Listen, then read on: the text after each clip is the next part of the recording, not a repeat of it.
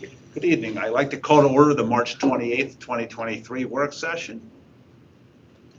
First item, item 3, budget and finance. Item 3.01, general fund budget expense 2023-2024. Dr. Laddie. Yes, so the board will recall that at the last meeting, we talked about the revenue associated with the budget coming up. And this evening, it is our pleasure to give you the other half of this related to the expenses for the students and staff in the district. So we're going to jump into it right away. As is typical for us, we like to just give you some themes associated with the budget and what do we see as the drivers of the change in the budget. Really, a couple of things that jump out at us is the increasing enrollment, which then obviously impacts the amount of transportation that we're providing, meeting the needs of all of our students through a student services lens, and that was a significant increase in our budget around student services. As we all know, for several years now, we've continued doing construction in the district, and that also impacts this next budget. And then finally, as the entire world has been facing inflation, so has Mechanicsburg Area School District, and the impact of those inflationary costs on the budget are part of it too. And so those are just some graphics that indicate some of the big drivers to the significant changes in our budget year over year. So as with all of our budget presentations, we like to kind of step through the themes, as Dr. Laddie said, and then kind of look at a summary of where we are with the budget. And so in terms of developing our preliminary budget deficit, we worked through the revenue side of the budget, and we talked about that at our last presentation. In that, the revenue presentation, we looked at the set aside for construction real estate tax increase to support the construction and financing plan, and that was at 1.5%. And so that really brought us to a total adjusted revenue of about $90.6 million. And when you compare that to all the while we've been adjusting our expenditures, that brought us in total expenditures to just about $93.8 million. And so the preliminary budget deficit was $3.1 million. And so in developing then our final recommendation to the board around a tax increase, we know we wanted to come back and look at what do we need from an operations standpoint to get us to a point where we feel comfortable with what the deficit is that we would be carrying in our proposed budget, our proposed final budget. And so with a 1.75% tax increase, you can see that preliminary budget deficit goes down to $2,354,000. And so for context, our annual budgets have normally in recent years kind of been right around that $2.1, $2.2, $2.3 million budget deficit. It's a place where we feel comfortable. And as a reminder, the $2.3 million represents kind of the conservative approach to it. It's our operating risk, if you will. So if everything goes against us and we don't have any windfalls in terms of like wins in revenue or wins in expenditures, we end up using $2.3 million of our fund balance, and that's what we're willing to use as part of that process. Now, if revenue grows more than we expect, or expenses maybe are better than we anticipated, so maybe healthcare comes in better, or certain other costs, come in under what we were expecting, then we can start to whittle away that $2.3 million. So our hope really is $2.3 million is kind of the conservative look at it, what we're willing to use out of fund balance if we have to. But our hope is always to try to get to a break-even point, because we don't want to run deficits and consecutive year deficits where we're whittling away our fund balance. That gets a little bit into managing our fund balance percentage, which is also contained in the budget binders in front of you. But so at that point, we budgeted a similar size deficit for, I don't think we can talk about this one because it's not complete, but the previous one that is complete, and we ended up having a surplus. Right. I'm trying to remember how much it was. It felt like it was almost $1 million. It was a slight surplus. Yeah, it was a slight surplus. Yeah. Okay. Yeah. So this isn't dangerous what we're doing. Oh, here. right. Feel, Yeah. especially with the governor's budget being far more optimistic than what our budget is already. That could be an opportunity just right there. Exactly. And to your point, Mrs. Maris, I was just looking at it because I was trying to think about the deficit, or I'm sorry, the surplus amount. We're always working in 3 years, so it's 21, 22. I want to say 23, 600,000, 24. but I Yeah. think it was close to that. Yeah, it was in that neighborhood, yeah. And so that gets into, if you look at our fund balance and say what's happening in our fund balance, the year-over-year changes, I would suggest that if you look at our fund balance and it's pretty stable, it's almost representative of we feel good about the long range or a number, how we have approached budgeting over a number of years. So if we're not accumulating big surpluses every year that make our fund balance grow rapidly, that would maybe suggest that we need to be more aggressive in our budget. If we're using too much of our fund balance year over year, that would suggest maybe we're not conservative enough. And so if we're stable in our fund balance, I would suggest then that the budgeting process is kind of where we want to be in terms of how conservative or how aggressive we are. So. You're more conservative in the biggest part of the pie for us is the local side, which is what our presentation was on. Yep. That we've talked about this in the past, that it's been a real conservative, kind of smooth estimate of what those inflows could be, and it's kind of been better than we thought it has, just based on, I don't know, we were talking about that around COVID, right, and beyond there, that how would that affect EIT and all that too, right? So, I mean, I think it's a good point to think about with the, where, especially the, who knows about the governor's budget, but it is a quarter of the budget or so we should, I don't know, that's interesting. Well, and I think that points to, why might, to Mrs. Maris's point, we might not have a $2.2 or $2.3 million deficit because, in any given year, you might have some wins, either revenue grew more than we expected or expenses were better than expected.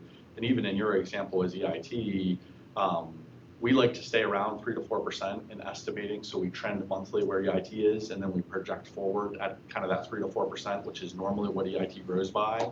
There have been years where EIT grows by, like in recent years, we had a year where it was like 6 or 7%. But that's not realistic to say every year is going to grow by 7% in EIT, because that's not what we see at the state level or regional level in terms of looking back 3 and 5 years of what the trends are. So in terms of any given year, it could be, EIT one year, it could be maybe the real estate taxes grew because of assessed values.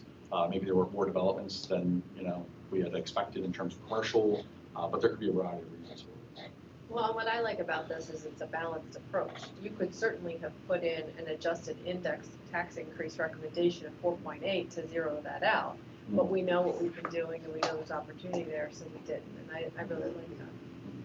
Yeah, I think another way of looking at it is at approximately $94 million in expenditures, the 2.3 million is just around 3% of conservatism built into the budget.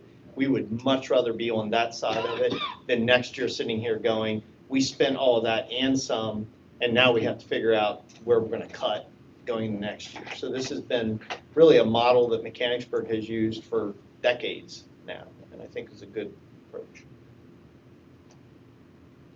So as Dr. Leidy had kind of led into what were some themes and trends in expense, we'll talk about kind of these 4 main categories. There are more details in your budget binders and tab 1 where it lists more specifically what the expense increases are. But I think when you look at the themes and trends, it helps to tell our story a little bit about what was happening in our budget. And so one piece is around enrollment and program. And so as our enrollment has grown by almost 18% over the last number of years, we've had to then think about how do we maintain class sizes, what are the needs around student services as we think about special education and English language development. Even transportation is another example in the most recent year where we're saying, we have a dashboard where we monitor our transportation system to say, what are ride times, when are buses arriving at the buildings, how full are the buses, are they 2 and 3 to a seat? If they're 3 to every seat, that is something we would be looking at a little closer. And so enrollment does drive on both the academic side of the house in terms of classroom teachers and support staff to support that, but also student services, transportation, other things are a derivative of enrollment. Inflation and energy costs, this one is, If you're like me, you opened your PP&L bill, and plus maybe you already had a separate agreement for purchase of power, but that had increased pretty dramatically here in the last 2 to 3 months, and had me shopping a little closer maybe. The district is not immune to that, and so we've seen inflation and energy costs associated with our budget. Energy costs for the school district probably not as much as what's in residential consumers, because we do consortium purchasing where we go out and bulk, bids. So we probably get better than maybe what a normal residential consumer can access, but not immune to it, still seeing increases just because that's where the market's at. And then facilities and construction. So facilities is a little separate from construction in that facilities has increasing costs because of supplies and materials, but also if you recall the Capital Reserve Fund conversation we had back in January where the Department of Education had clarified for school districts that certain purchases that I think school districts were making out of the Capital Reserve Fund had to then be shifted into the general fund. So things like vehicle replacement, equipment replacement, really there's a stricter view of the Capital Reserve Fund to say that should be used more for larger infrastructure type projects versus, kind of the auto scrubbers or the vehicles or the things that we have long maintained the Capital Reserve Fund for. I think the important distinction there is we expect to still have infrastructure costs, and so maintaining a capital reserve fund is that savings account for us, so there's still value in doing that. But in the general fund, we had to make some adjustments to accommodate some of the cycles that were otherwise coming out of the capital reserve fund, like vehicle purchases and things like that. So, and then recurring costs is just our normal recurring costs that things like our salary increases, our CBA, our health insurance, the PSERS rate that is set by PSERS annually. All of those things are kind of those annual recurring costs that get baked into the budget. We'll talk about that. So to look at those 4 categories and say, how did we fare in those 4 categories or those 4 themes? You can see the total expenditure changes from 22-23 to 23-24 is about $6.1 million. As we looked at this as a cabinet and with Dr. Lady, we thought it might be good to try to break that out a little further to say, how much do we feel can be attributed kind of to enrollment and program? That's that growth in enrollment, the inflation and energy component, facilities and construction, and then also the recurring costs.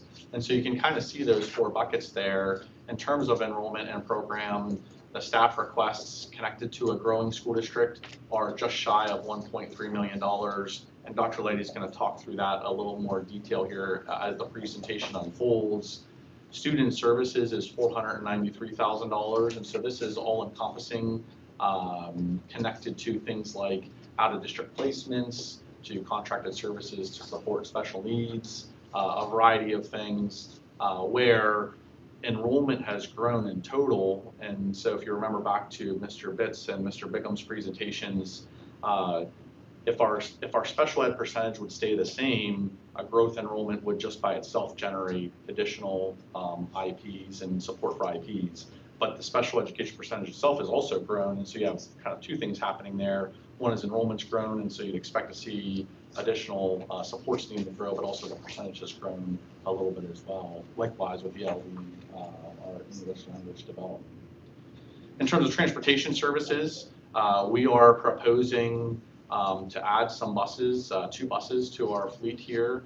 There's other costs included here in transportation services, which are contractual and otherwise, and then the vans continue to be something that we continue to look at, but also are all baked into this transportation services cost. Again, really driven out of, in our view, enrollment, because the bulk of that is, the need to manage those increasing numbers in our transportation system. In terms of inflation and energy, the other cost centers and utilities represent what we view as cost increases because of inflation and energy. Utilities in particular would include things like electricity, natural gas, and what we're seeing in the market there, where we work with a consultant who helps us not only access the market through kind of a bulk pricing model where we get aggregated with other school districts to get that economies of scale, but also where we see the future heading anyway, because we're working through multiple year agreements where we're going out to bid and things of that nature. In terms of facilities and construction, that facilities expense is probably about half of that is attributable to that capital reserve fund conversation that we just had on the last slide, where we had to adjust in the general fund to pick up some additional costs for things like vehicles and equipment that wouldn't have otherwise normally in a normal year would have been over in the capital reserve fund. And then the construction, the financing plan is that 1.5% that we talked about, where we set aside 1.5% of our tax increase to support construction. So as the board probably recalls, that $702,000 is also on the revenue side of the picture. It's $702,000 for the 1.5% tax increase, and then it's $702,000 on the expense side to bring our budget up to a point where we can continue to support our financing plan. And then the final piece is recurring costs, where personnel costs are just over $2.3 million. The commercial charter schools at $150,000 for a total recurring cost of $2.5 million. And so again, just a very high level summary of what are the themes that we're seeing in our budget, and then in tab 1 there's a little bit more information as an executive summary, and then some of the schedules there break out the costs a little bit further. So one of the biggest line items obviously is around the staffing, and we start with looking at our enrollment in 15-16, and as Mr. Longwell already alluded to project to 22-23, it's about 18% growth. Some of you may remember back in the late teens, 17-18 school year, we realized that as our enrollment continued to increase, it was going to impact our staffing numbers pretty significantly, and we put together a committee that created a master staffing plan, and what we did with that master staffing plan was what we called straight line projections. So if you just took the different categories of staff in the district and you added additional students, what would a straight line staff increase look like? And we projected that by this year we would add over 100 positions to the district. With this year's budget request will be more like 70 positions that have been added, and the enrollment numbers are not a whole lot different than what we thought they would be 5 years ago. So kudos to our staff and the folks that helped to develop this.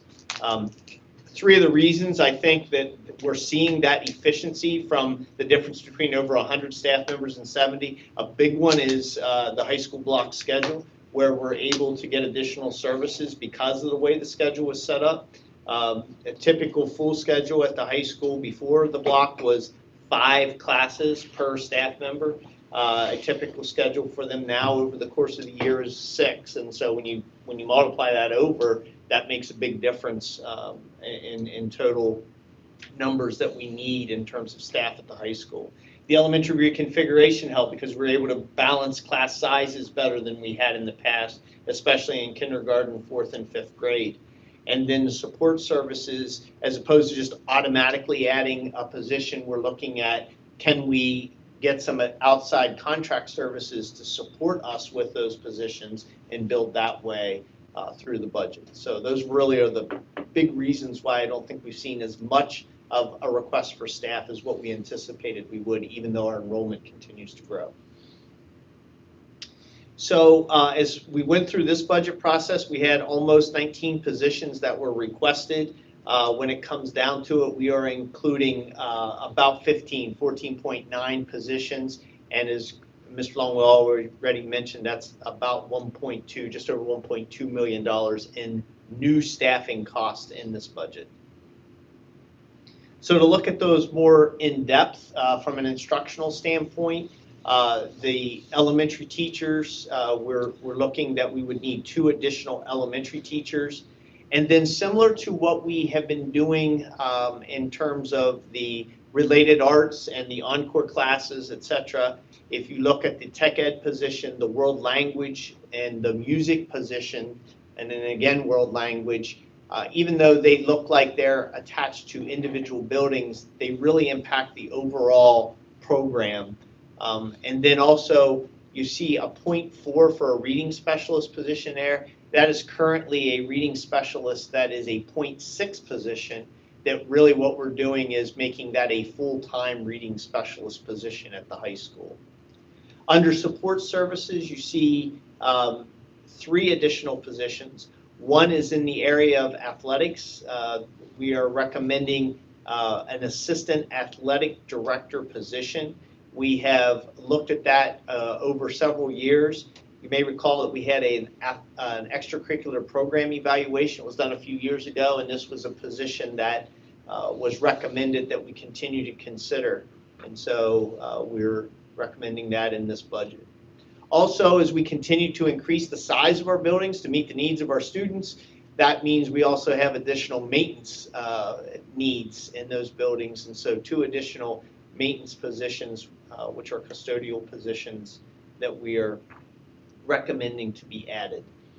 Under the student services side, there are 2.5 positions associated with the English language development program. You saw in previous meetings how our English language numbers continue to increase.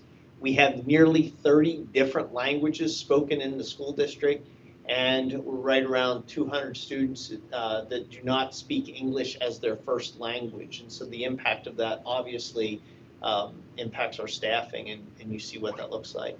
Another exciting program that we're looking to add in the district is a newcomer program. We have children that come into our middle and high school and have never been in a school before. And you can imagine how difficult that would be at any age, let alone middle and high school. And so we're looking to create a consortium-based newcomer program where children throughout the region that are part of our consortium at the high school level could start in a program like that and be in that program up to a year before going into their individual high schools. Also under student services, the DHH is deaf and hard of hearing teacher and instructional assistant. And then finally under student services related to behavior, an additional school psychologist within the district, and then a coordinator of student affairs, which would be at the high school to help with some of the discipline that is occurring there, and gives the assistant principals the opportunity to deal with some of the higher level discipline, but also to continue to be instructional leaders in the building and get into classrooms and work with teachers to help them grow. So those are the positions that we are recommending as additional staff positions in the budget. Dr. Lang, Yes. you mentioned the consortium for students who hadn't been in schools. Is there something like that that currently exists anywhere around here? Not for, so we are part of a consortium for several different special ed programs, but there's nothing currently around the English language development program. And so we refer to those students as ELs, or English learners, and there's no program for our students. I know that there are programs throughout the state. In fact, I think Mr. Bigham just visited a program. Was it in Lancaster area? It's actually tomorrow, Lancaster and Lebanon. So So I'm assuming that's in, other districts have spoken about that need as well. yeah, within our consortium, we're not the only district seeing an increase in the L population. Many of the districts in our consortium are also starting to see that too. Any idea of how many students there would be? Yeah, so we would try to keep that number pretty low, just because, you know, these kids that are coming in could be from different countries and varying needs. And so we're going to try to keep it no more than 12 students as a max. We actually hope we don't get that many, and we don't think we will. But you never know. It's a transient population, and a group could move in to our district and to a neighboring district, and right there we could have several. I guess if something like that goes well, that could be a draw, right? Oh, absolutely, yeah. I think it's one of those things, build it and they will come, and Yeah. we have that conversation quite often. But we also feel like we don't have a choice, and we do have an obligation to meet the needs of those kids. I think that these recommendations are really helpful. I think about that like meme that's out there, or whatever you want to call it, the talking point that like all of the budget goes to administration or non-teachers. When you look at the staff here, obviously this is a really representative, it's a great example of it, but the idea that even in a growing district, like you would think the student services, behavior support, and the other programs and some of the other things would fall out of the budget until we could, they're like almost wish list ones, but it's really necessary to provide the support we need to the students who are here. So I think it's really, while a difficult decision to add staff anyway, like they're very necessary, and you made the case for some of that in Mr. Bingham's presentation last time to us, but I think this is really helpful to see this and continue to support them. So. Yeah, it is neat to see how widespread, you make that point, just how widespread of an area all those positions cover. I think that's a help. So this is really just a summary slide of what we're talking about, and to your point of those positions, there's really not what many people would think of as traditional administrative positions there. There's the assistant athletic director, and there's a school psychologist, which in our district is an Act 93 position, but again, not what you would typically consider administrative positions.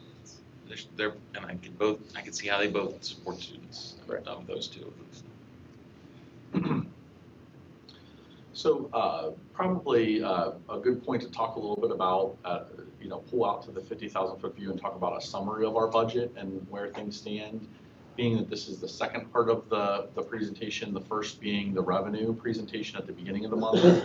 I always like to look at kind of the composition of our revenues or the composition of our expenses. And so this pie chart shows what really makes up our budget if you kind of zoom out to the 50,000 foot view. And so of our budget, about 71% is personnel, 10% is debt service. That's really the financing plan that we have in place. Supplies and equipment are 5%, and then contracted services, instruction and support are 14%. Now, admittedly, this is pretty summarized versus the detail that you'll find in your binder, but I think does give a quick glance, at a glance, how are we funding our programs and where are the large buckets, if you will, in terms of what makes up our budget or comprises our budget. So you had mentioned earlier that one of the reasons that we were at 70 new hires as opposed to 100 new hires is contracted services. And do we on a regular basis look at our expenditures for contracted services and say, if we were to have all of these in-house, would we be over the 100, if you know what I mean? I understand there's a cost savings to that, but do we constantly look at these contracted services and compare them to what it would cost us to, does it make sense? Yeah, it's a great question, and I think there's a philosophical underpinning to the way we handle that. We do not support contracting out entire departments. The exception to that, and has been forever, has been transportation in our district, and you could argue that they're really like a cousin to us as opposed to a contractor because they really just serve our district. But what we've done, instead of saying this entire department would get contracted out, we're looking at, as opposed to increasing so quickly, are there things within the department we still have oversight over, but we could use some contracted services to build capacity within that department.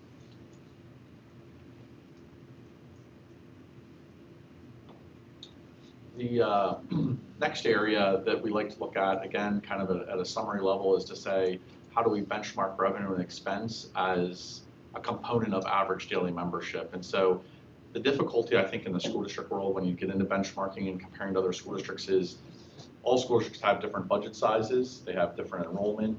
And so how do you get back to kind of like an apples to apples comparison? And so revenue per ADM, average daily membership, and expense per ADM, or average daily membership is a good way to try to get closer to a apples to apples comparison, where you can see at a state level, the revenue per ADM or student is just shy of $20,000. I know that might be a little bit too high level, and so we also like to look regionally and say what's happening in the IU, and you can say within our IU, the revenue per ADM is about $19,439, and that compares to us as a school district where our revenue per ADM is $17,856. Likewise, at a state level, in terms of expenses per average daily membership, there again, probably just shy of $20,000 and you can see the IU is 19,295. And so when you compare us at the state level or at the local regional level within the IU, you can see expenses there at 17,838. And so one takeaway I think, I like to, a conclusion I like to draw is, in terms of revenue, we're below the state and IU in terms of average revenue per average daily membership. And likewise, at the expense side of things, we're below the state and the IU in terms of expenses and average daily membership. And so I think it points to me that I would submit that we're running a efficient program, and that and also effective program. We're getting good value for what we're able to deliver to the community at, when you look at the revenue and expense per student. And that's the one word, right, that this slide is value. Are people getting what they're paying for? And I think this says absolutely. Amazing statistic, both of them, especially the IU one comparatively, right? Because you can assume there's outliers in the state, but it's much harder to think of that among everybody in the IU. I was thinking about that. When you were talking about the master staffing plan, I was doing the quick math on it based on 90,000 for a new hire with benefits. We were kind of talking about it, and that's like a $2.7 million cost savings to go from 100 to 70 of like year over year. And like I feel like that's how you get that, and whatever, every other district is different, but if you think of us, that does kind of true it up somehow. So to your point, just back to the napkin, at $2.7 million divided by 4,300, 4,500, students, depending on what year you're looking at, it would probably add another $600 or $700 to those per ADM, benchmarks at an MASD level. So there's that efficiency. So. In terms of the real estate tax history, we had looked at this and if you remember in the revenue budget, where we've looked historically to say since 2018-19, when we really began the financing plan and the construction process, we were setting aside a percent or 1.5% to support the financing plan and construction, and then the operational increase, that component of the tax increase, to support all of the other costs that were increasing in the budget. And then you can see that total increase. All of that is, I'd say, historically in the blue is what has been for us at MASD. You can see the adjusted Act 1 then in the last column, just to compare where was the index in any given year. In the last presentation with revenue, we had TBD in there for the operational increase because we were still kind of locking in and finalizing those expenses where we're presenting that tonight. And so based on where we are in terms of a final proposal, we would need that 1.5% for construction and financing plan, and then 1.75, which would bring us to 3.25 in total. And then just as a reminder, the debt service or the financing plan really includes a 1% increase in each of the out years of 24-25, 25-26, and 26-27, where we're kind of increasing our budget, kind of the mortgage payment, if you to get us to a point where we draw even with where we'll land in total.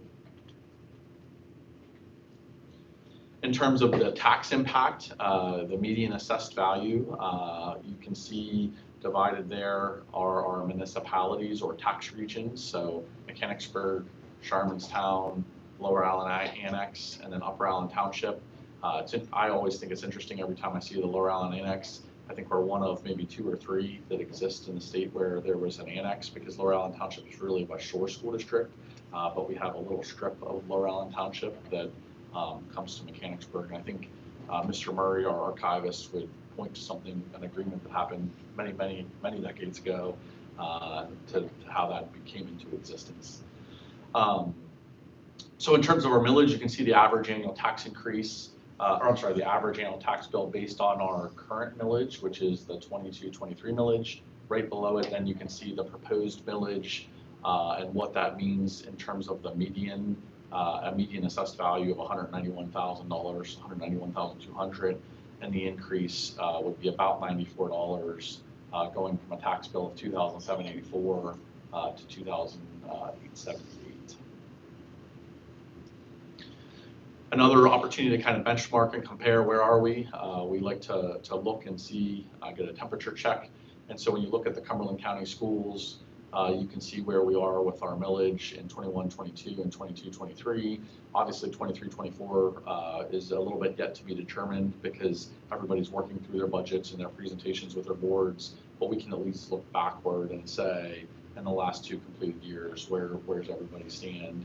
We've been in that 4th position for a number of years now, and you can kind of see where we fall relative to our peers. And this chart again is in the budget line. So a very final recap of where we were. It's kind of where we opened the presentation. When you adjust our revenue for the financing plan, it takes us to 90.6 million with our expenditures at 93.8 million. That brings us to a preliminary budget deficit of 3,152,000. And then factoring in an operational component for the tax increase of 175, it brings us down to a bottom line total of 2,354,000. And then in total, with both components of the tax increase, one being the financing plan and one being operations, it brings us to a total tax increase proposed of 3.25%. In terms of next steps, as our board knows, we adopt the proposed final budget as a first step in the kind of the approval process, and then we come back for a second approval in June. And so we would propose or suggest that April 11th we would adopt the proposed final budget, and then we would come back to the board on June 13th to adopt the final budget and put everything in place. Questions, comments? I like the balanced approach. I really appreciate that. Thank you, sir. Questions for Mr. Longwell or Dr. Laddie? I'd like to thank both of you for a fine presentation. You make it very easy to understand. We'll move on to item 3.02, CAIU General Operating Budget 2022, 2023, 2024. Yeah, I'm going to let Mr. Longwell run with this. As you know, we are a member of the Capital Area Intermediate Unit, and every year we contribute to the general operating budget. The IU is much larger than this budget, but this is the part that we make a direct contribution to beyond the services then that we use from the IU. Thank you, Dr. Leddy. In terms of the attachment, there's a lot of good information in here. Darren Moran is my counterpart at the IU, and so I appreciate this as a finance person, but just for the sake of brevity, I would maybe draw your attention to the very last page of the PDF, which shows all of the school districts and their contributions. The IU for a number of years now has been able to hold constant the contribution from the schools, and you can see again, if you look in column 7 and then column 8 of that page, that's column 7 is the 23-24 district contribution. Column 8 is the 2022-23 contribution. You can see our contribution remains the same, and there's no increase for us or any other school in the IU that's contributing to their operating budget. And then I think, as Dr. Leddy said, they have other budgets and other funds. I would say it's a little bit similar to how we have the general fund budget and the food service fund budget. They have the operating budget, and then they have other budgets or other funds that they maintain based on the nature and purpose of what they're doing at the IU, and they're a little bit unique in that regard. The ADM number that is our ADM, is our enrollment, or it's the number of students that use IU services from Mechanicsburg?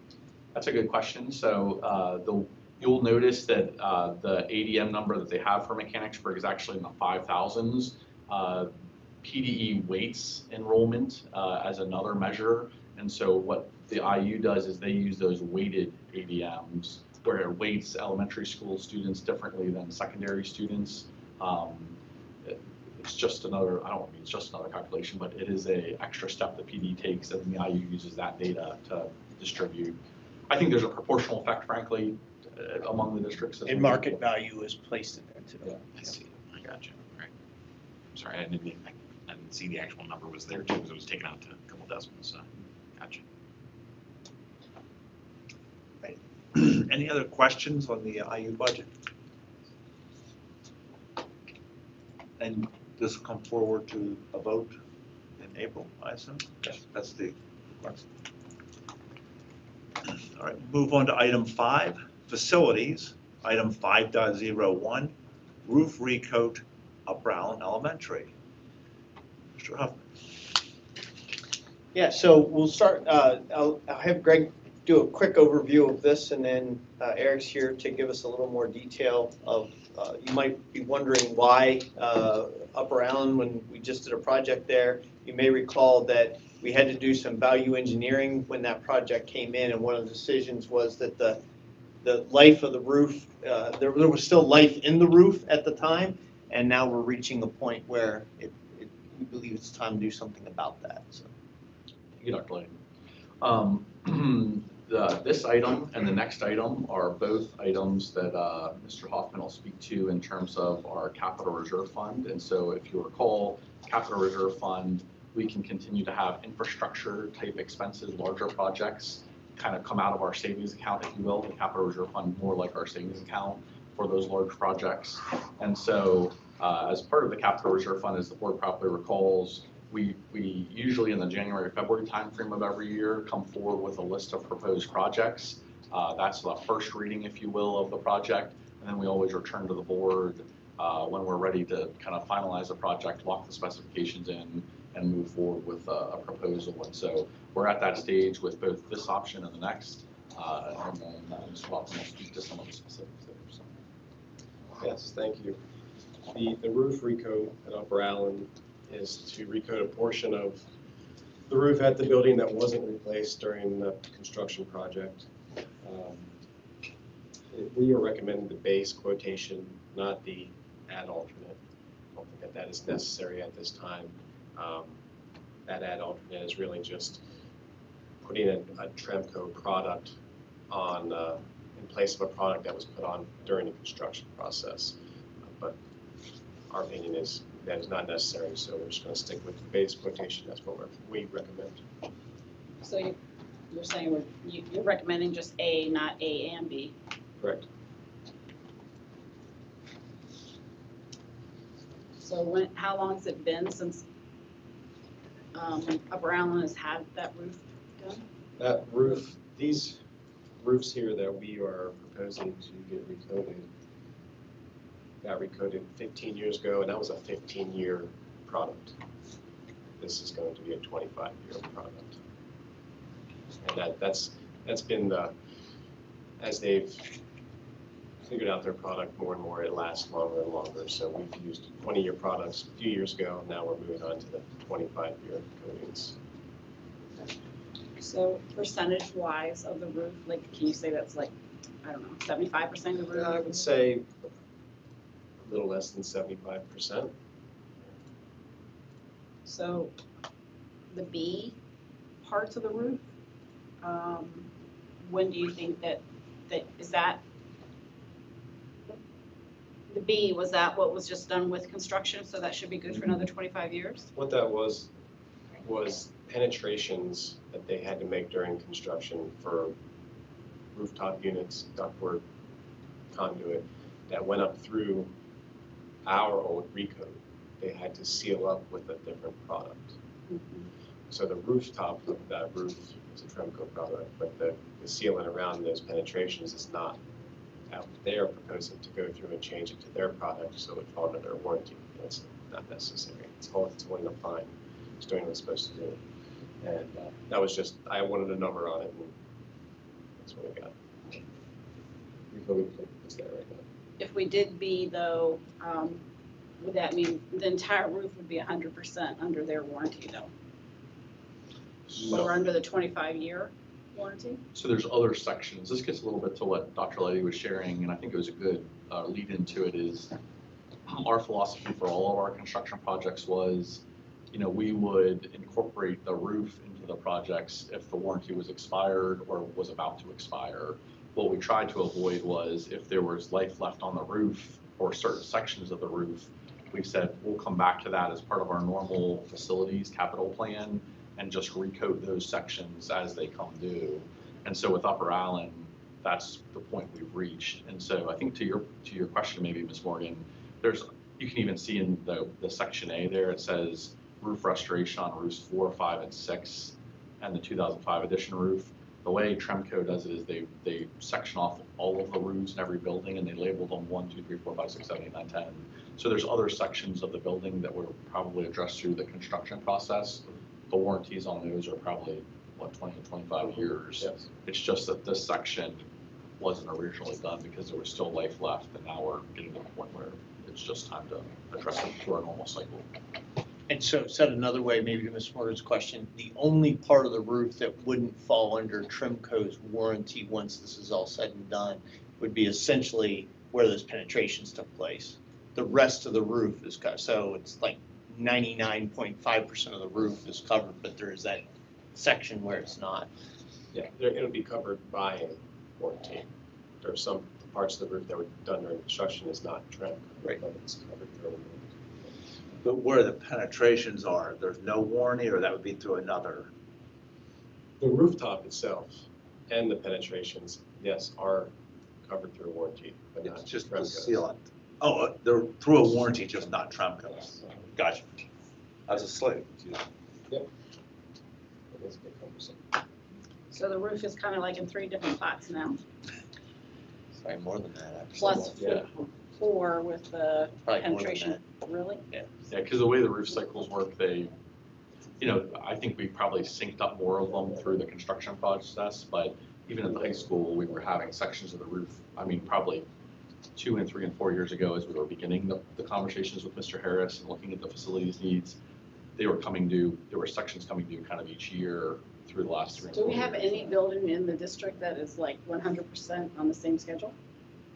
No, I don't think so. Just the ones that got full roof replacements. Might like this building. The new, It has a lot of. This one might the be new addition. the whole. Do Do you think that helps? North side. Not 100% of school though. Shepherdstown. Do you think do you think having these sections and the fact that we kind of talk about this every 6 months or something, with some roof is like cheaper than, if we had decided, if we took this alternate for Upper Allen and included that, or decided to go another step further, like this kind of piecemeal approach has been better than trying to just kind of do more, or say, let's just get the whole Upper Allen roof to be all on the same schedule. I think the process was to not have such a killer expense every Yeah. year when you're doing an entire roof or different, multiple buildings. We could spread it out. That was the purpose of it. That's why I meant by cheaper. Like you Spread it must out. have a massive spreadsheet to keep track of this. It is, yes. Well, you may recall, we actually had a roof plan put in place before construction began, and that was the idea, was to segment this out over a long period of time so that you're not getting smacked with a massive cost. I mean, is that normal, like with other districts? I mean, it just seems, you would never break your house roof into 3 or 4 different sections. Our house roof isn't near as We're not expensive talking as about these pieces $50 are. million. I think something that Ms. Morgan said there, though, is actually, I think, a good comment, and just being reflective of even the facilities planning process, that depending on what you're talking about, you could have 10, 20, 30-year useful lives of things, whether it be roofs, lighting, plumbing, door hardware. And so we're continually looking out 3 and 5 years to say what facilities needs exist. We feel like the construction projects have certainly brought us to a good point, but we recognize that in the next 3 to 5 years, there's going to be other things that, just because of the nature of time passing, continue to need to be addressed. So This is another item for conversation tonight. it's a good preview. Yeah, but this one gives you. Any other questions? Any other questions on the roof replacement? Sorry if I asked them all. And moving on to the replacement dishwasher at the middle school. This has been a project that we've kind of pushed back a few years. Mrs. Marlin has been gracious enough to kind of deal with it and get through it, and it is time to get to this project. It's the dish system, dishwasher system at the middle school, and this is the initial purchasing cost of this equipment. And I think, as Eric had said, we've been kind of looking at this for 2 or 3 years now, I would say, or even more, because it appears on an older capital reserve fund list, probably from 3 years ago. I think the pandemic impacted some of our thinking and, what the needs were in the cafeteria. We knew that we were gonna have to come back to this, and I think we've just reached the point, in talking to Ms. Marlin, that it's a good time to come back to it and address it, so that we can kind of get to the point where we can address it over the summer, hopefully. And so that's another good segue into the capital reserve fund processes. We look at often projects in January, February, and then are coming back in March and April to try to get them on the books for the summer, so that we can conduct some of the more invasive things when school's not in session. The point about the self-funding of the food services budget, is this something that eventually will be funded by the food services budget? They'll pay us back to the general? Yeah, that's a good question, Mrs. Mayor. So I think there's an opportunity to look at that as we do every year with the food service fund. And I think, in our view, this one, because we already had looked at it in the capital reserve fund, we're proposing to at least move forward initially in that way. Now, at the high school, if you remember, through scope reductions and some of the value engineering, we had took out elements of the cafeteria and kitchen.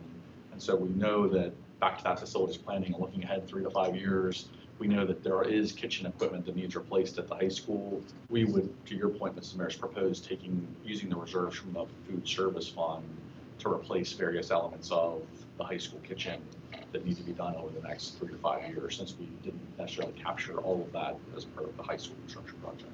And from my perspective, I would be taking it out of our savings account and then billing it to the food services budget over 10 years, 5 years, whatever's a reasonable amount of time. So even for this, I would like to find a way to work that into that.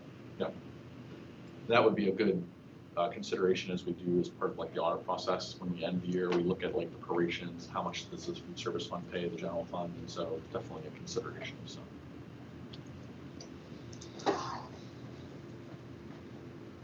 Any other questions on the replacement dishwasher? Thank you, Mr. Hoffman. Thank you very much. Thank you.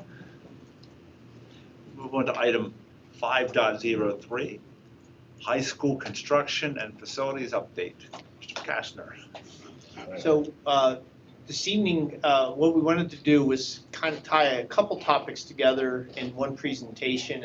And so we're going to just update where we are with the high school project so far, some additional abatement issues that we informed the board about in the weekly update. Just another time to go back and look at the swimming pool and an update on the timeline associated with that. And as Mr. Longwell did a little precursor, as we look out 3 to 5 years, some of the additional facility needs that are being discussed and it's floating out there, if you will. No worries, just keeping things on everybody's radar, right? No blood. That's right, that's right. So, Abatement. your favorite topic, we figured we'd bring this up for you this evening. and- I thought last time we had this conversation, there was nothing left. Yeah, so as we come across these, I think that the philosophy around abatement is something that, as a board, you've made the decision that if we come across it, we deal with it. And I think that that has been a good decision of the board, but we're still paying for it, right? This is stuff that was done before any of you, and we've made the decision to address it. And so, And just to be clear on that, I mean, that's something that is a known issue because we have an older building. We could have opted, like they did in Cumberland Valley, to destroy the building and build a brand new building at a much higher cost to our taxpayers. But when you've got an old building, you have to abate asbestos when you're going to disturb it. Like, that's a requirement. You can't just put it up in the air for everybody to breathe in and end up with issues. So this is just part of having old buildings. yeah, And they find the places you never thought. Sometimes, you're not evasive until you're doing another project. And then when you get down in there and do the sampling, it's like, guess what? It's got asbestos in Dr. it. Lottie talk about it. Yeah. No, you're absolutely right, and I think it's an excellent point to make. And I think if you, and I'm not patting myself on the back because I really have nothing to do with this, but I am patting him on the back and I'm patting him on the back. When you think about these old buildings and the change orders, we have yet to come close to the budgeted change order amount, even though these are old buildings. And we're on the, number 8 at this point, I guess. When you think about it, that's pretty impressive. So, But 22 years of abatement we've been paying for. I mean, we could have Yeah. 50 years of payment, unless we destroy the building, it's not gone. Yeah, we And- never and- touched this wing, right? yeah, and the reality is that there are things that we have not done, for instance, roof decking in some of the schools where there was no reason to go in and abate it. But if some future board decides to completely replace a roof, not just the Or add it to top. another level. then they're gonna have to address that. And that's what you're gonna find out is happening right here. Yeah. Even if they wanted to knock the building down, it would still be abating Right. that material. And But at Northern least they would Europe, have gotten it all then, but that's the only way to get it all. Because there's no building there, then you pretty much got it all. So Mr. Longwood, I'm sorry, Mr. Kester, do you wanna just give an overview of what's going on in the 9th grade wing with the abatement? Yeah, now the 9th grade wing, you may recall the second floor was put on that in 2001, right around there. So that we don't have to worry about, but it's the first floor that we ran into this problem. And it's not the tile. We did a tile over tile 21 years ago. When you look at the drawings, as I went back and looked at the old drawings, when you look at those drawings, it's saying that it's a layer of new tile over VCT, which is not theoretically asbestos containing, and the tile does not contain asbestos. However, the adhesive does. Oh, God. And when the adhesive is an ACM, that turns the tile into an ACM. So it has to be abated anyway, because the adhesive is sticking to the tile. It appears to me that at the time, when that project was done, might have thought they were going over an area that didn't have any ACM there, because we did do that on the other 2 classroom wings that extend out to that point. And we did that on purpose to encapsulate what we knew was VAT and the adhesive.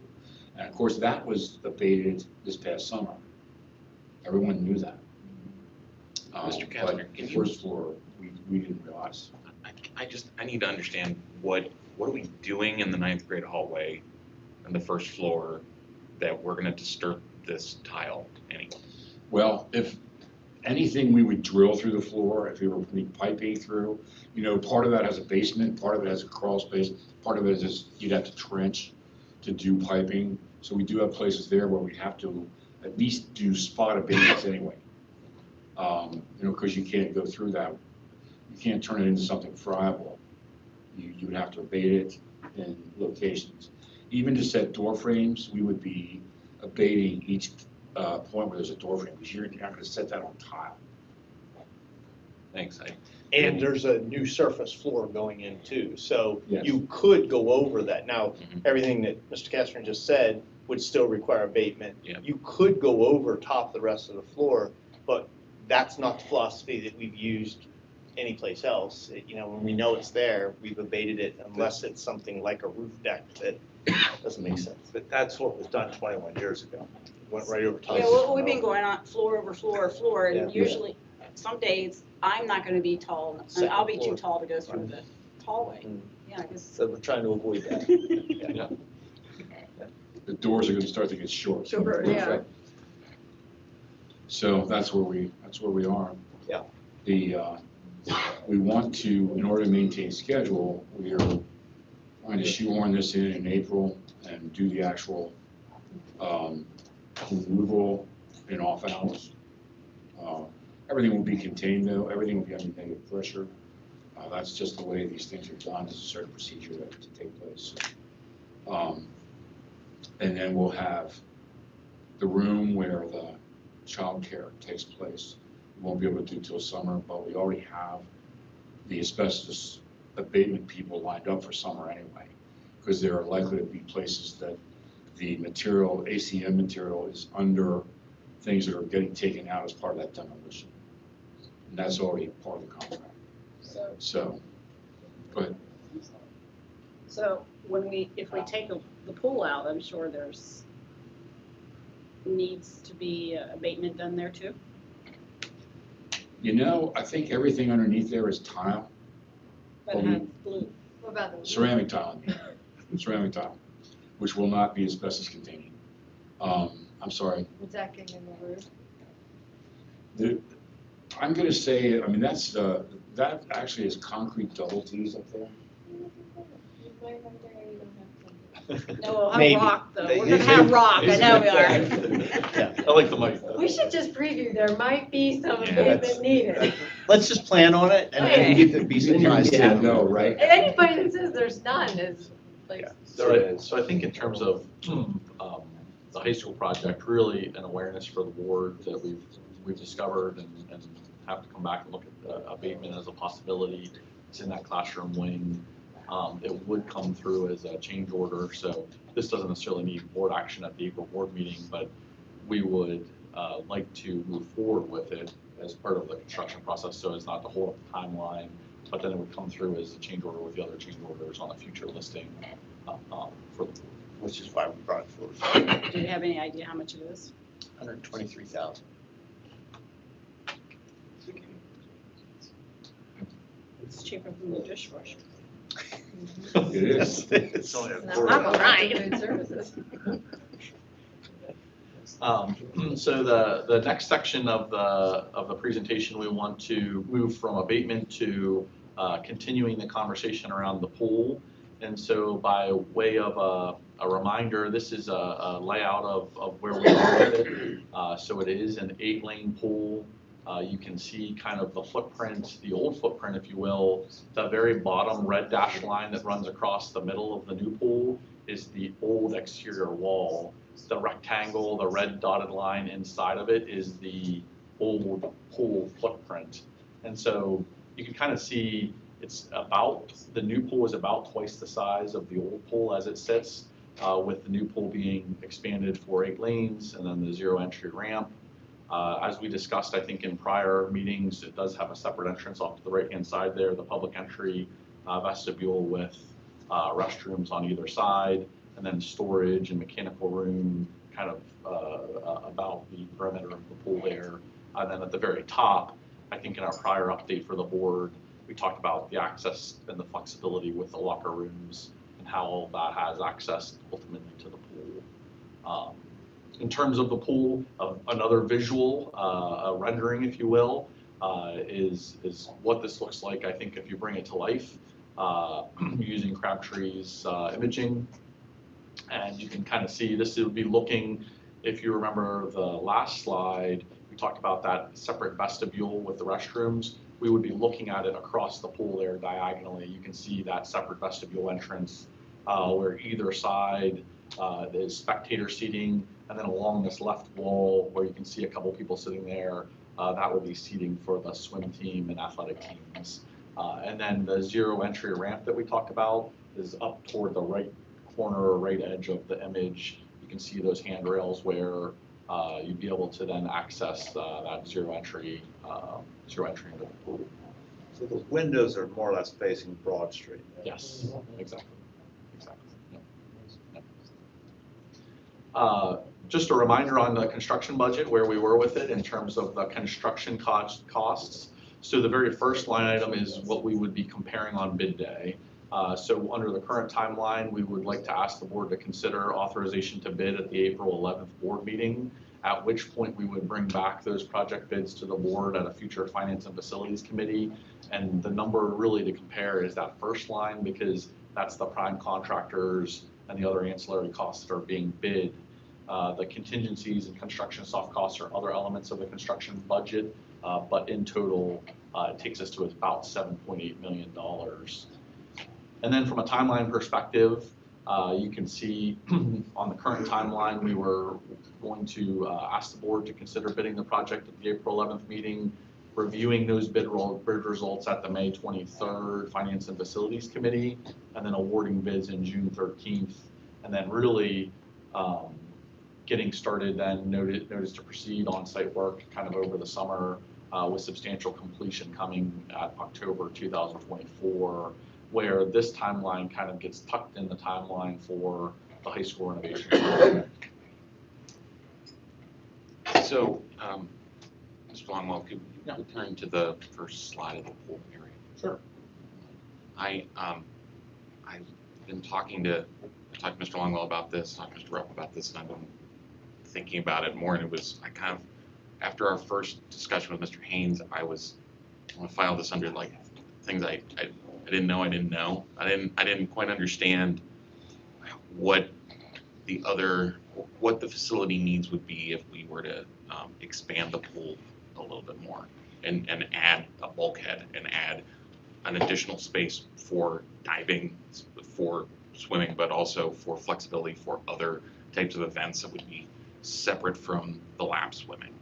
And so So you're talking diving? I'm talking diving in one instance. I'm also talking about during swim team having, swim team do one thing and maybe there'd be a rec program going the other time. And so things could be running simultaneously, whereas right now they aren't able to do. And I think specifically to the swim meet, that was something that Mr. Hartman had brought up, that, not only have diving, but you got to have diving like kind of run almost concurrently. And I'm not sure if I have that even right and how meets run, but I didn't quite understand what the interest was in diving, what other teams had diving. We'd heard from him about that, but we weren't talking about adding that right away. And just overall, the idea of what the community need was for this building. Like we know we want to have this as something for the community as well, because we don't really have any other indoor pool option locally. And so I went down a rabbit hole of looking at other facilities. I hate doing this. I didn't mean to do it, but I started looking at one. I ended up Dr. looking at. Luddy's starting to get red. I know. right now. Well, he knows I did this, right? I don't like doing this, but I Can you summarize it for us? Well, I did summarize it. Okay. I'll tell you the summary is, if you have an 8-lane pool, well, first of all, I'll say it this way. Most programs have diving, even if it's just one swimmer or one diver. So within District 3, They always win then. with right? the, They will well, always- against us, they do, yeah, right? That's the contention. But beyond that, I was looking at, okay, what are we gonna do with this space? Because the other part of it is, once you build this and you put that fourth wall on there, like we can't just expand it later. And it isn't as simple as saying, well, let's just go we're not gonna go add a diving well somewhere else, and we're not gonna add a 3-lane pool at Broad Street. That would be silly. So, but anyway, I went and looked, and I think of all the pools in the area that have an 8-lane pool, they have this additional bulkhead space. So they end up being 40 yards instead of 25 yards. There's one that has 6 lanes, but also has the bulkhead. And I was also trying to figure out, like, are they just new pools? Are they old pools? Are they all bigger enrollment districts than us? None of that matched up in some way that made sense to me. Because State College has a 6-lane pool, and Lower Dauphin doesn't have a pool. And so nothing makes sense. Other than, I think for our needs in the community where we don't have another option, we don't have, like Chambersburg has the YMCA across the street, so 10 lanes available to them. For us, I think considering what an additional 15 yards would be, and having that be something we could see from the architect. I know he rattled off a number. Yards? Yards. What was the 15 number? yards more. What was the number? He said he rattled off a he number. rattled off a number. It was like 2.3 million. I don't know if that's right. I don't even remember if that's the right number. Something like It's that. over 2 million. Yeah, over 2 million. But would give us the facility we would need for a longer period of time than this would, which I think kind of, again, limits us. And last thing on this, don't shut up, was that I was trying not to think about it and compare it to the gym space, but we added the Wildcat Activity Center as a way to add more flexibility for us. And we added into the elementary buildings to add more space for gyms.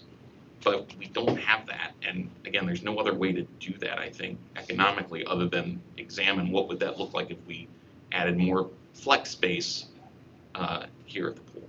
So are you talking move the wall out another 45 feet and put something else attached to the lanes? A diving well.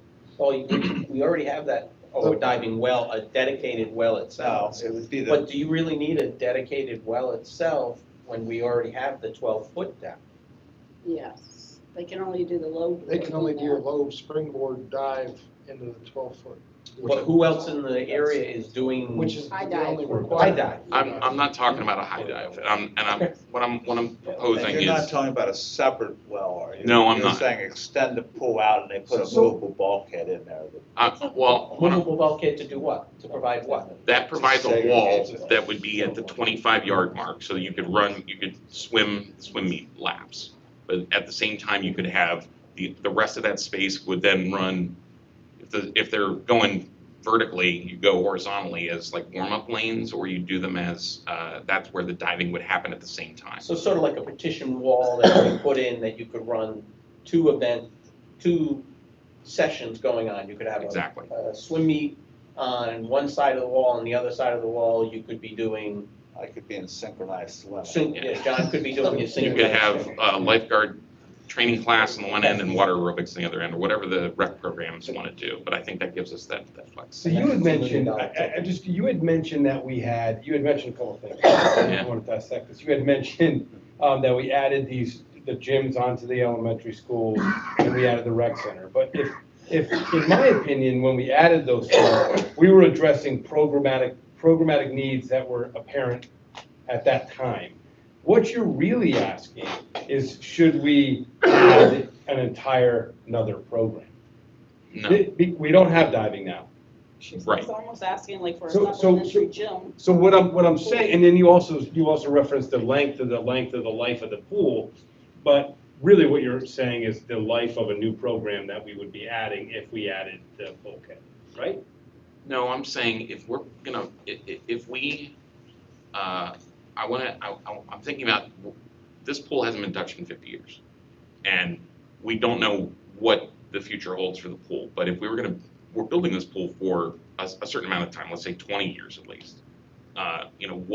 What is the best use of that space? What's the most flexible use that we can get out of that space for the next 20 years? And I think that's where you add in this bulkhead wall, and you can have more flexibility to do multiple things, where right now you are either running swim team or you're running water polo practice, you're running one thing at a time. Set aside the whole diving program too, because we talked about not even putting the boards in right away. But we could have this diving program with the current arrangement. So like, how many swim meets do we have a year that we feel like we don't have enough space in the pool? That we Well, need to have a extra pool almost like. The high school team has, I don't know, 6 home meets. There's a club team that also uses this space in the winter, could possibly use it at other times of the year too. There's also meets that are tri-meets, right? So there's that we have one here too, that more than one, it's more than a dual meet, right? So more kids involved, more need for more space in that. I'm just confused. I really have to try to understand this. This pool would be instantaneously one of the biggest pools in the area. This pool would be the same size as the CV pool, Yeah. the Big Spring Yeah, pool. which is adequate. Yes. So really what we're talking about, and I just want to be Yeah. very clear in my head, is adding a program. Where we would Because be easier to we add we diving can't this argue way. the size of the pool, because the size of the pool is amazing, right? I mean, I think we all recognize the size of the pool is adequate for the community.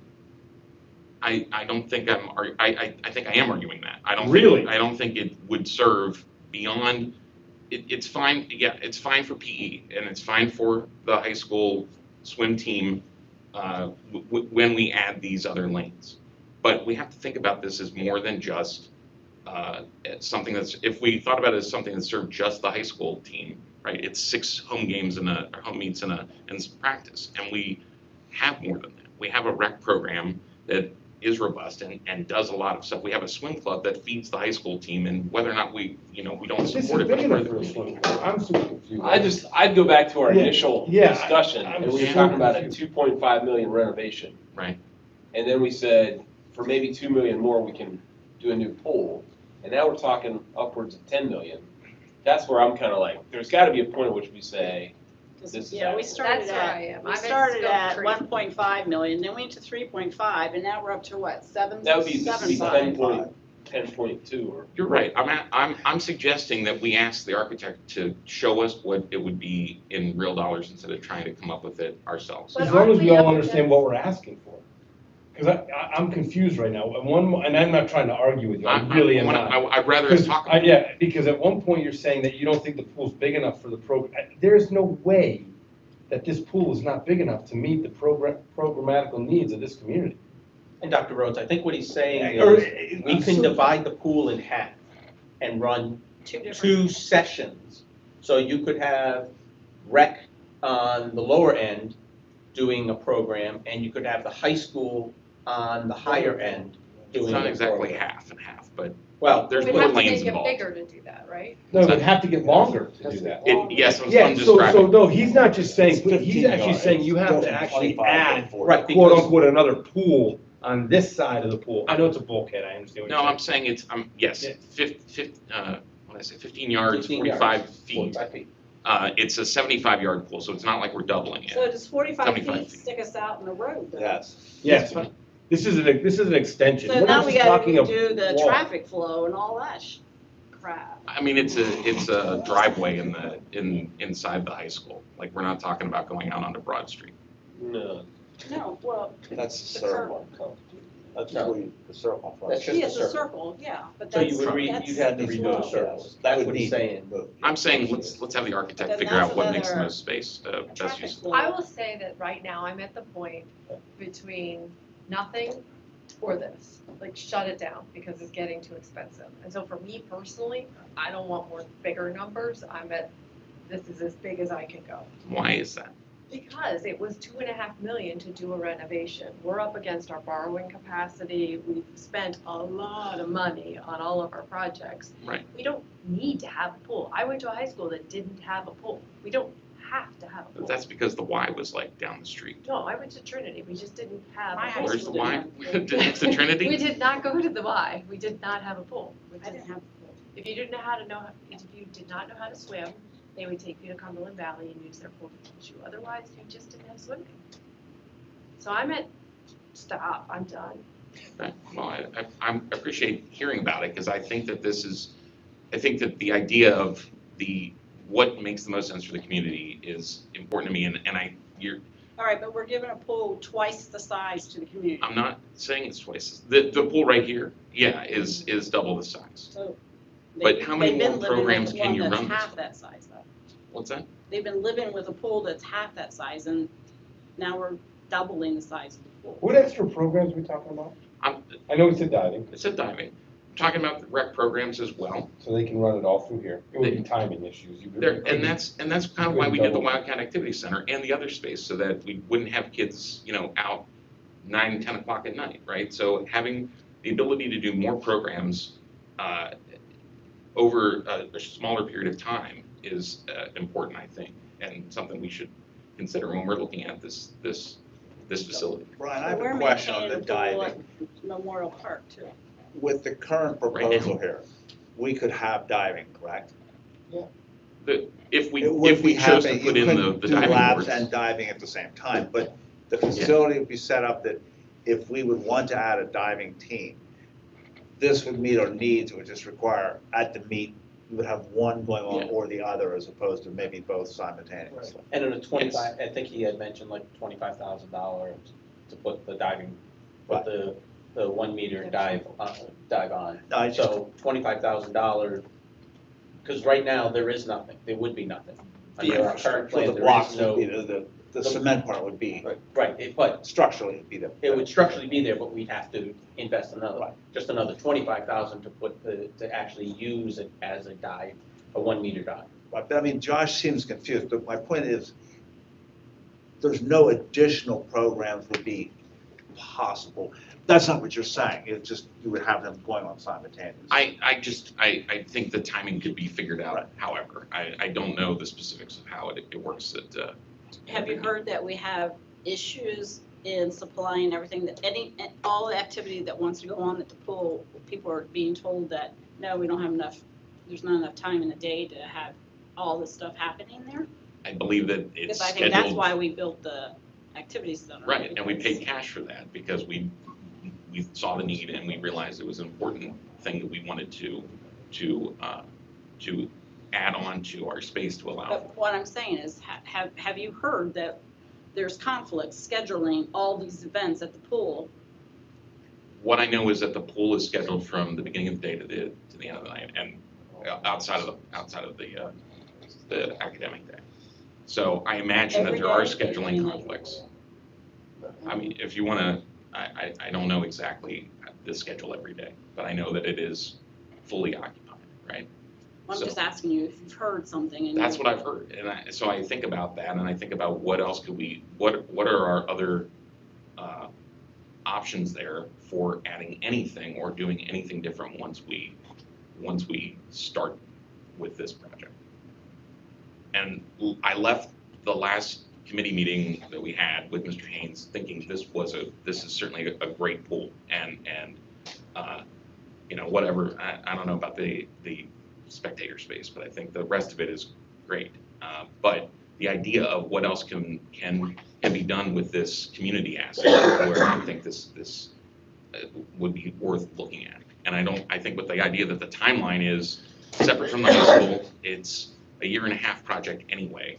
I think that was why I wanted to talk about it again. So I've stayed quiet because this is a board discussion about the community, not about the high school program, and not about the school district. Right.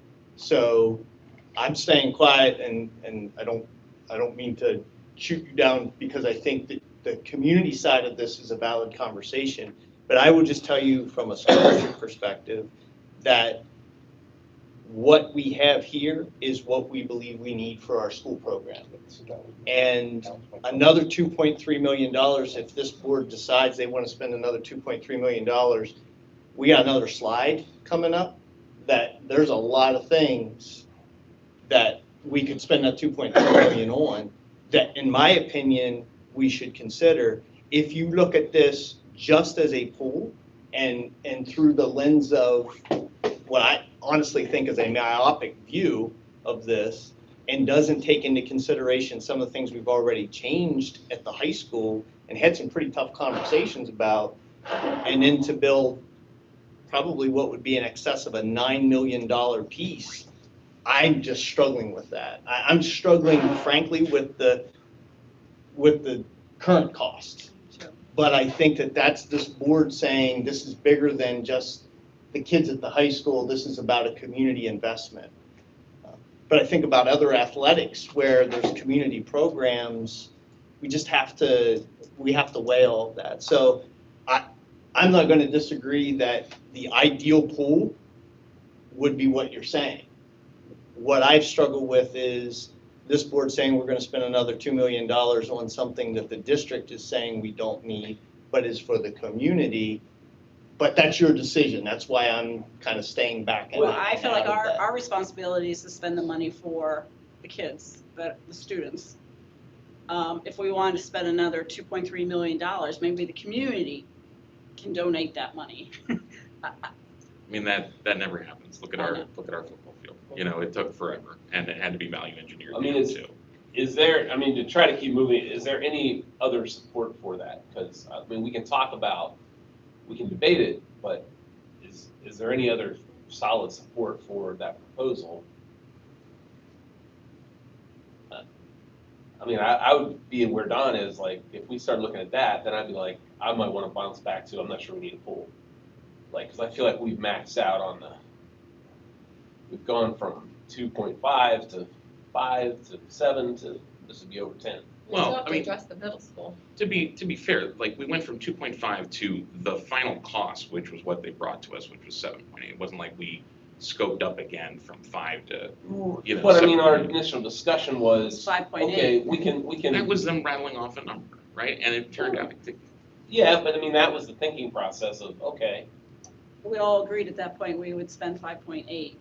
And I'm surprised none of us have said anything about the 7.8, actually. I'm actually surprised you struggling with agreed it. to that. I actually am, and I very rarely publicly disagree with you, Dr. Lay, but I'm gonna disagree with you. I do think this is the ideal pool for the exact reason that you said, because it's gonna meet the needs, the programmatic needs of our students.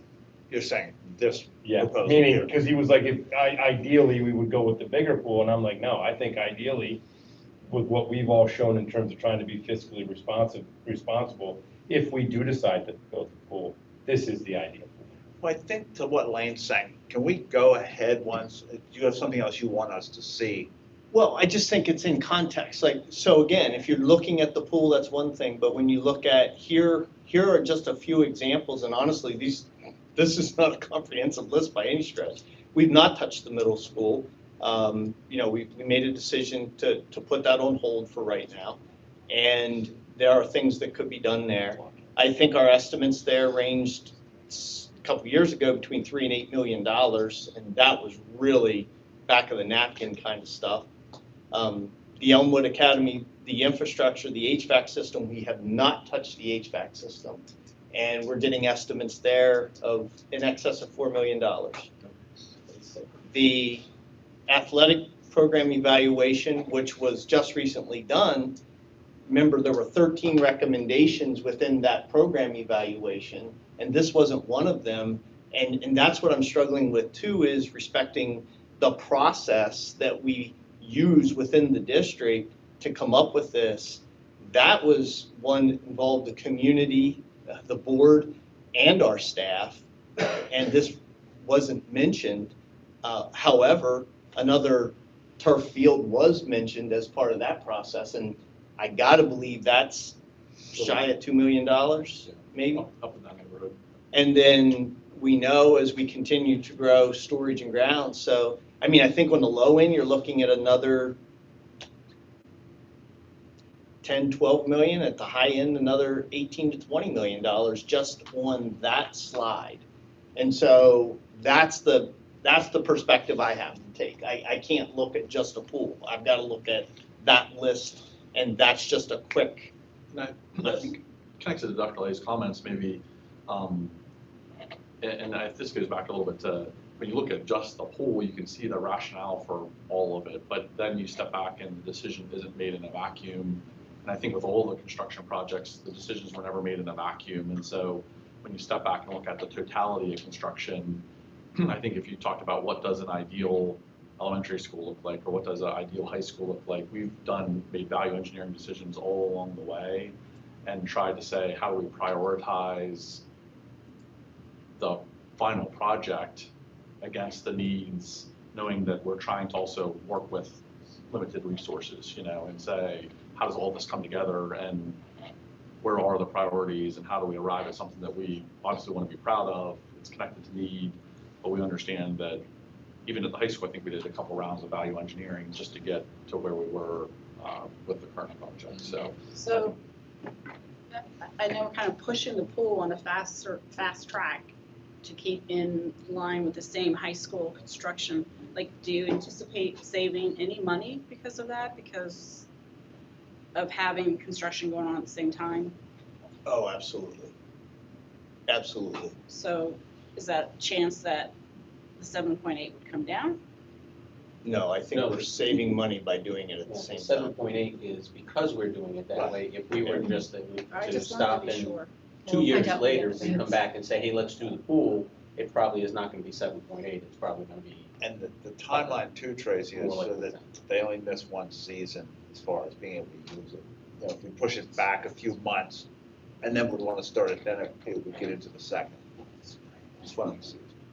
And I think maybe with this slide, really what we were trying to get to was, as you start to look at needs and priorities, we know that the construction projects, it's that facilities planning conversation that we had with Mr. Hoffman earlier, right?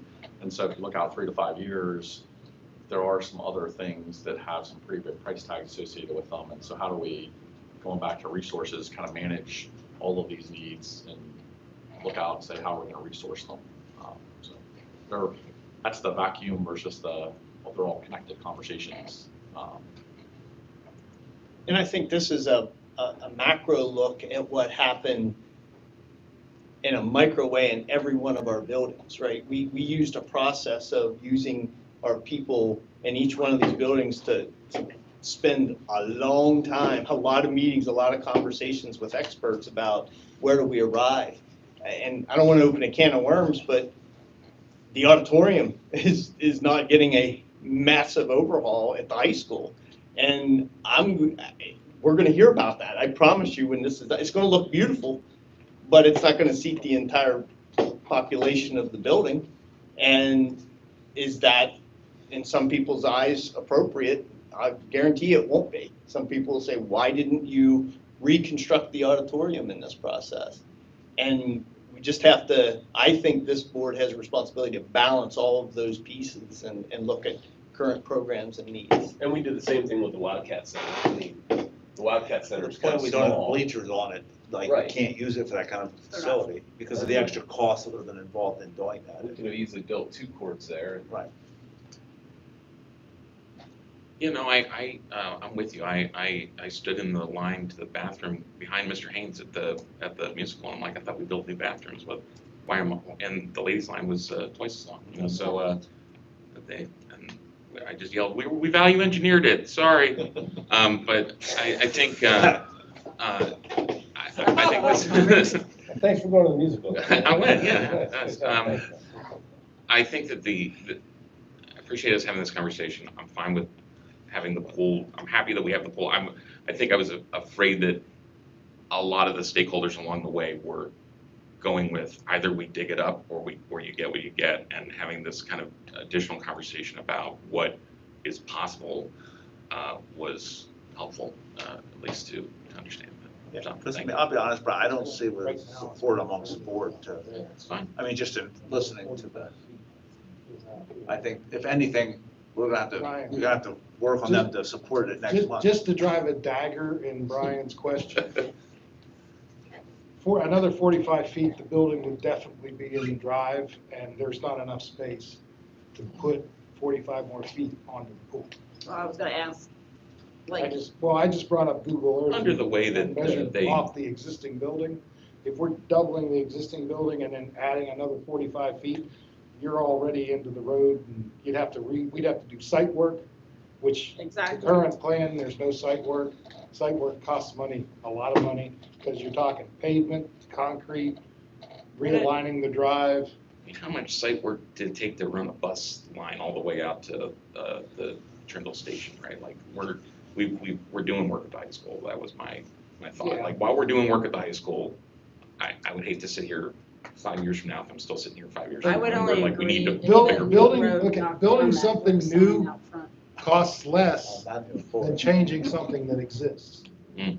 Because you got demolition and then construction.